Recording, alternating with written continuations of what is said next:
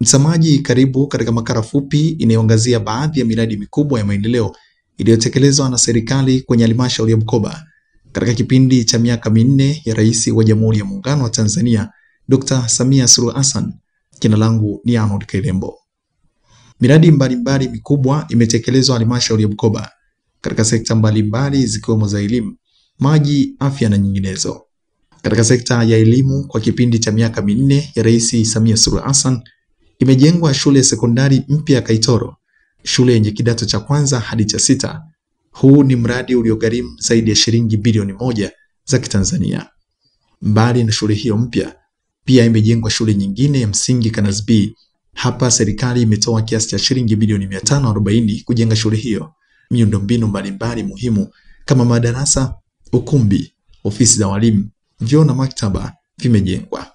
Pia imejengwa shule mpya kisasa ya Rukoma Sekondari ambayo imeondoa changamoto za wanafunzi kusafiri umbali mrefu kufuata huduma ya elimu. Shule hii mpya imegharimu kiasi cha shilingi milioni 655. Pia katika shule hiyo zimejengwa nyumba za walimu kwa gharama ya shilingi milioni 100. Katika sekta ya elimu, serikali haikuishia hapo. Pia imejenga mabweni ya kisasa katika shule ya kidato cha 5 na 6 ya Nyakato kwa gharama ya shilingi milioni 260. Tukiachana na sekta ya elimu, tuiangazie sekta ya afya. Katika kipindi cha miaka minne ya Rais wa Jamhuri ya Muungano wa Tanzania Dr. Samia Suluhu Hassan kimejengwa kituo cha afya Rukoma. Kituo hiki cha afya kimejengwa kwa gharama ya shilingi milioni 500.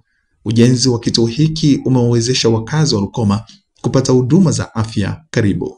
Pia serikali imefanya maboresho makubwa katika hospitali ya wilaya ya Bujunangoma kwa kuongeza miundombinu kama majengo ya kuhifadhia maiti, jengo la upasuaji, jengo la wodi ya wanawake, wodi ya wanaume, nyumba ya watumishi pamoja na vifaa tiba, na kwa ujumla wake vimegharimu zaidi ya shilingi bilioni 1.3. Pia umefanyika upanuzi wa kituo cha afya Rubale kwa gharama ya shilingi milioni 500, lengo la serikali likiwa ni kusogeza huduma karibu na wananchi. Sekta ya maji. Katika sekta ya maji imeshuhudiwa serikali ikitekeleza awamu ya kwanza ya ujenzi wa mradi mkubwa wa maji wa Kemondo unaogharimu shilingi bilioni 15. Mradi huo wenye tenki la maji lenye uwezo wa kuchukua lita milioni 3 utahudumia kata 5 za halmashauri ya Bukoba ambazo ni Kemondo, Katerilo, Bujugo, Maruku, Kanyangeleko na kata jirani za wilaya ya Muleba. Ni mradi unaotekelezwa kwa awamu zaidi ya moja ambapo awamu ya kwanza imekamilika.